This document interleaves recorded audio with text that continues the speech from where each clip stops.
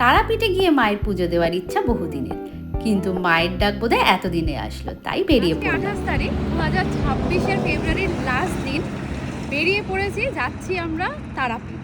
তো ভাবলাম এই যাত্রাপথের পুরো যে এক্সপিরিয়েন্সটা তোমাদের সাথে শেয়ার করে নেব।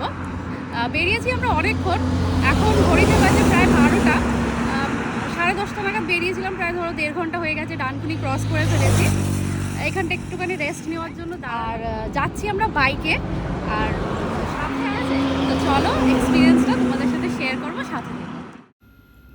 কলকাতা থেকে বাই রোড তারাপীঠ 221 কিলোমিটার, সময় লাগে প্রায় 5.5 ঘন্টার মতো। এতটা জার্নি এনজয় করতে হলে মাঝে মাঝে কিন্তু ব্রেক নিতে পারলে ভালো হয়। তবে ফেব্রুয়ারির লাস্ট হলেও দিনের বেলা বেশ গরম ওদিকটা। আমরা মাঝে শক্তিগড়ে ব্রেক নিয়েছিলাম। আর সবাই জানো তোমরা, এখানকার ল্যাংচা বেশ ফেমাস, তাই এখানে ল্যাংচা কুঠি বলে একটা দোকানে ঢুকে আমরা একটু জিরিয়ে নেওয়ার ফাঁকে এখানকার ল্যাংচা টেস্ট করে নিয়েছিলাম। ভালো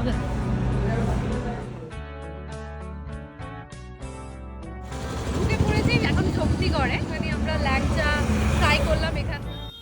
তারপর আবার স্টার্ট করলাম, আর মাঝপথে ভাবলাম লাঞ্চটা সেরে ফেলা যাক। এখানে চলে এসেছি, একটু লাঞ্চ করে নেব। তো লাঞ্চে আমরা নিয়েছি ভেজ থালি, বাট ভেজ থালি কিন্তু কত কিছু আছে দেখো। এখানে রয়েছে ডাল, ঝুরি আলু ভাজা, উচ্ছে ভাজা, বেগুন ভাজা, এঁচোড়ের তরকারি, আলু পোস্ত, চাটনি, রসগোল্লা, তার সাথে পেঁয়াজ আর লঙ্কাটাও রয়েছে।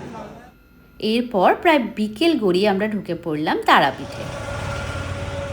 হোটেলে পৌঁছাতে পৌঁছাতে প্রায় সন্ধে হয়ে গেছে। হোটেলে ভাবলাম একটু মন্দিরে ঘুরে আসি, ঘুরে এসে তারপরে তোমাদের সাথে ভাবলাম শেয়ার করব। তো হোটেলটা একদম তোমার মেন রোডের ওপরেই রয়েছে। কাল সকালবেলা এটার ব্লগটা দেব। রুমে ঢুকে একটু ফ্রেশ হয়ে বেরিয়ে পড়েছিলাম মন্দির দর্শনে। সারাদিনের পথশ্রমে ক্লান্ত থাকায় এদিন তাড়াতাড়ি হোটেলে ফিরে ডিনার সেরে নিয়েছিলাম। পরের মিনি ব্লগে তোমাদের সাথে এই রুম ট্যুরটা আর মায়ের মন্দির দর্শনের সাথে সাথে আর কি করলাম সেগুলো শেয়ার করে নেব।